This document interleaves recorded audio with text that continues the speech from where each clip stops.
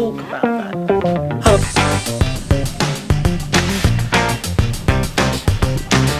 It's dark down here. It's quite.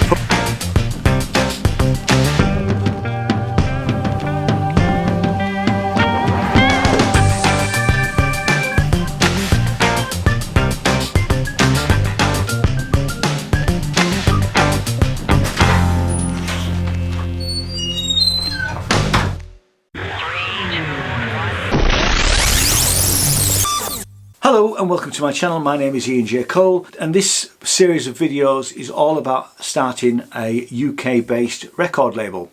Now this is part 2 of our look at publishing. Now if this is the first time you've been here, you can either go back and look at all the previous videos about starting a record label, or if you're just particularly interested in publishing, have a look at the last video that we did, which was part 1 of this two-parter. We're going to look at some more publishing houses, websites, and see what sort of deals that they get. I did actually, in the last video, I did go through some of the terminology and what publishing is. So if you're not sure, have a look at that video first, and let's look at some of these publishing houses. So, Songtrust, and why she should use Songtrust. I don't believe they're UK based, they look American to me. We'll have a look in a second. Created for independent, unpublished songwriters and Grammy Award winning artists alike. They'll pay you 4 times a year rather than 2, which is a traditional publisher according to them. Let's see where they are based. They are YouTube certified, which was interesting.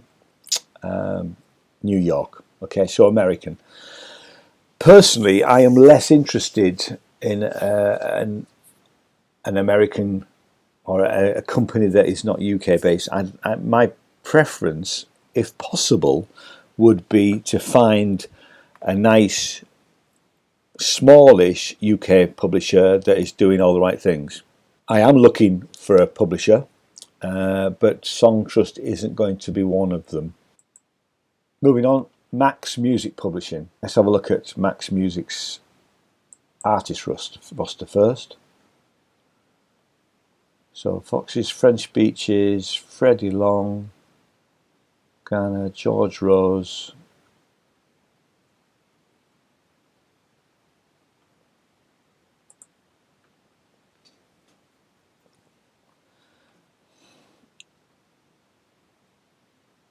So there's a fairly comprehensive list of acts here. Now I am not at the cutting edge of modern music, so I don't know if any of these artists are blowing up. Let's have a look at the process. So if you like the sound of them, just send them your music, send them a demo, and they've got a submissions email address. Small team at the moment. We can only take on a select number of artists and give them our maximum attention. The other thing to do is I would have a listen to the current artists that they've got. Are they dealing with one particular genre? Is it hip hop or whatever really? Do you think your music would fit in with a particular publisher is the other thing. So standard royalty rate thing, 80-20.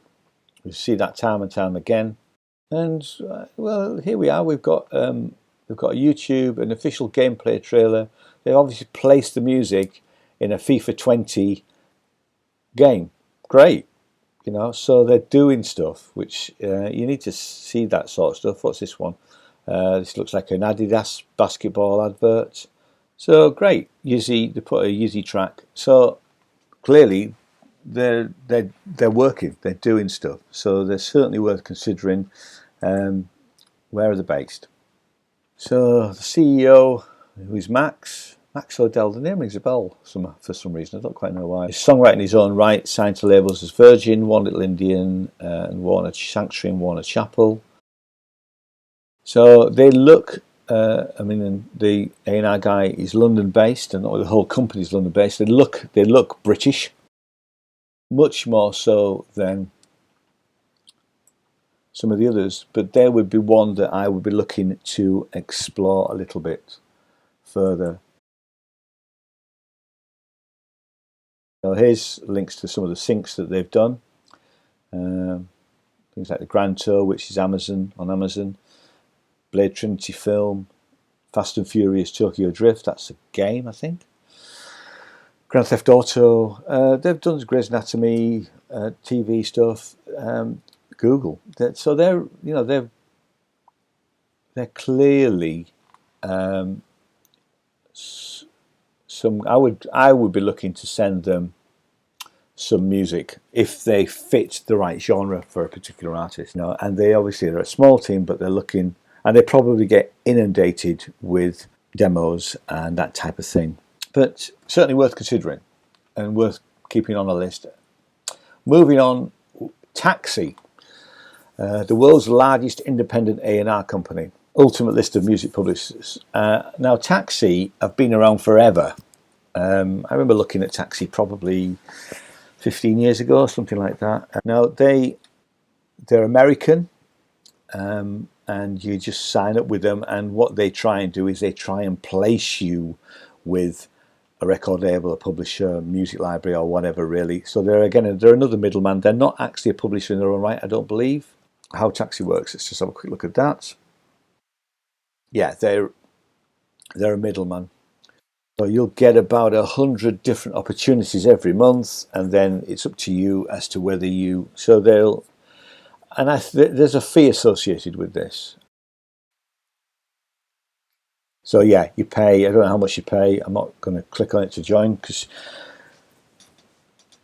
So what Taxi do is you pay them some money, and they will send you some links to contacts. Be it a record label, publisher, a TV film that's coming up that needs some music, that sort of thing. Not what I would recommend, really.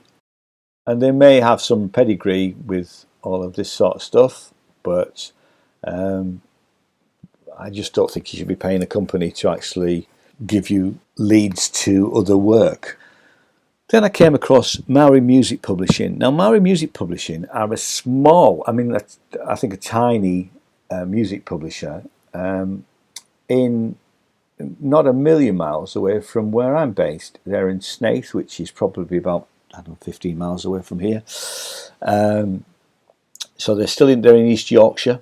And the website at first look looked as though the Maori Music Publishing was different from the Confidential Records, which was also different from the Cadman Lane Studios. They're all, I've just done a little quick look at the different websites. They're all dealt with by one person, and his name is Neville.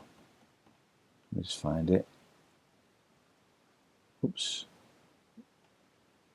The website's a little bit. Yeah. All of these services, the publishing, the label, and all having just read that the actual studio is only available to Maori publishing artists. So he's not taking external work. He's a guy called Nev Barker. His name appears on the label, CD manufacturing, all of that sort of stuff. So it might even be a one-man band. Nothing wrong with that. I don't know this person. I'm just looking at a website. I have heard of Confidential Records, and I think some of the musicians that I've worked with have been on his label. But it looks like he's pretty much a one-man band, very much like Sinners Music. We are a one-man band. We don't actively go out looking for artists. The people we work with, we usually have some physical relationship with, although we do still get quite a few emails and demos sent that way. We don't request that sort of stuff, mainly because for us it's much more about managing the artists that we do work with. So he's very much a similar sort of situation to us, really. He does other things we don't do. We don't get into manufacturing. Let's go back to the publishing though. I found this website slightly bizarre, but hey ho. Independent proactive UK music publisher, royalty administrator, established in 1990. They pay 80% of publishing royalties, so it's an 80-20 split, but they only pay 50% of PPL royalties. I wonder why that is. But they are collecting YouTube, digital royalty recovery. Music is promoted for sync use in film, TV and media. Flexible contracts. Cancellation of just 28 days. You always keep your copyright. So, you know, it's certainly one that's worth considering. I would want to look into this a little bit further to know a little bit more and maybe speak to some of the artists. Is there a roster?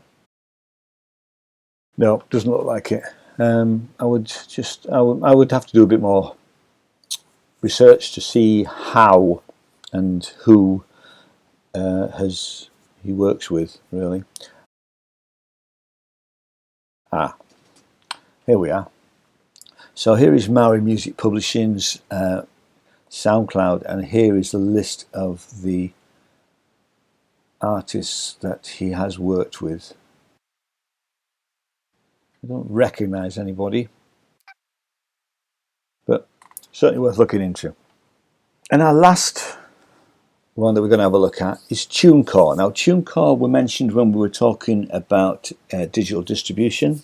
Now, the reason for looking at ToonCar, they do keep popping up for YouTube royalty collection. So they clearly have a record label. Now, I said at the time in the previous video on distribution that I thought they were very expensive, and they are expensive because you have to pay.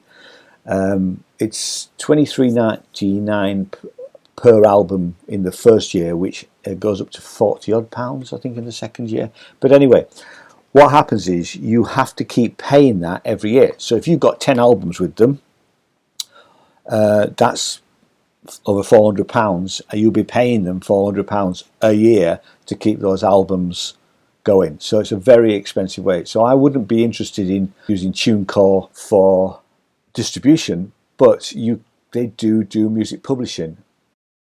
You can sign up with them, do publishing on its own, and there's a cost involved, but it's not massive. It's a one-time setup fee of $55.99.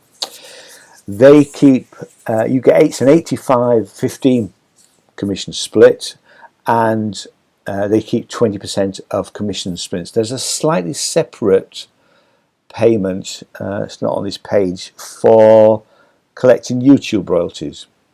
But it's not a lot. So this is something that I would be willing to explore. The other thing about, I mean, we're not interested in any of the other artist services, but I can't remember where they are based. That's the other thing.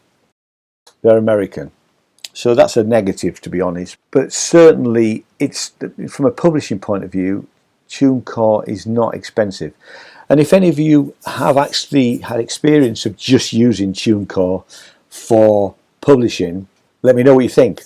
The other thing I would want to look into this is how long is the contract. It's a one-time setup fee for $55.99, but you know, how easy is it to get out of the contract, and do I get to keep my copyright? That would be the other question. So thanks so much for watching. I hope you found that useful. In the next video, which will be in a couple of weeks' time, we will be looking at artist management. And if you like what I do, hit the subscribe button and ding that little bell so you're notified when each of these videos go live. They're usually every fortnight unless something else gets in the way.